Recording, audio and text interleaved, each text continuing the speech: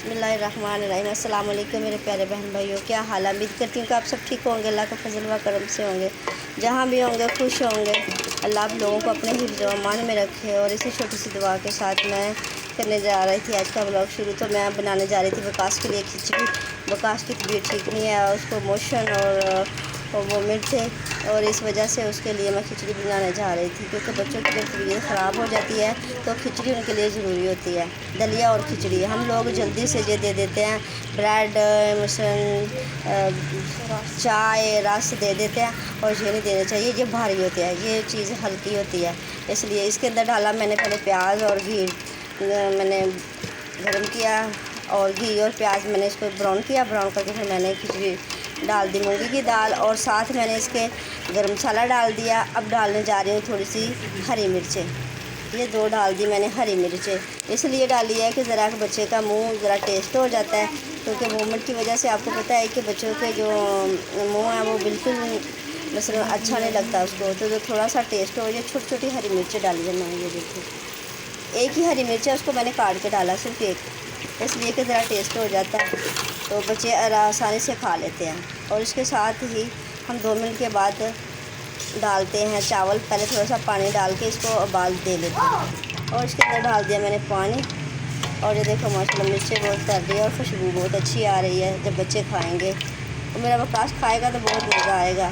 और मेरी प्यारी बहनें ऐसा ही किया करो, जब बच्चे की तबीयत ख़राब हो जाती है तो रात डबल रोटी देने के बावजूद अब दलिया खिचड़ी दिया करें, तो ये बेहतर रहती है बच्चों के लिए।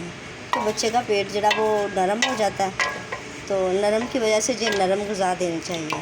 एक तो अच्छी लगती है बच्चों को। इसको करती हूँ बंद, और करते हैं बाद में आग तेज़ इसकी। और ये इतनी की आँच कर दी है मैंने, ताकि दाल में ज़रा थोड़ी सी हल्की हो जाए, और बाद में डाल देते हैं चावल।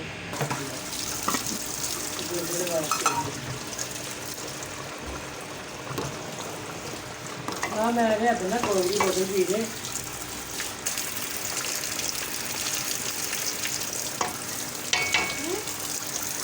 कौन पोंगो मैं अपना को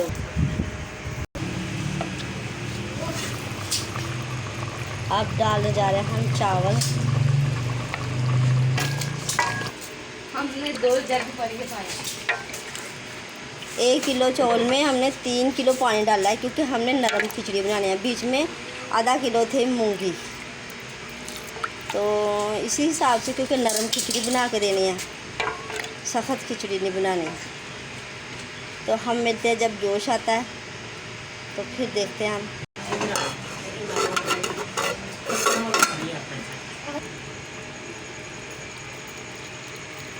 माशाअल्लाह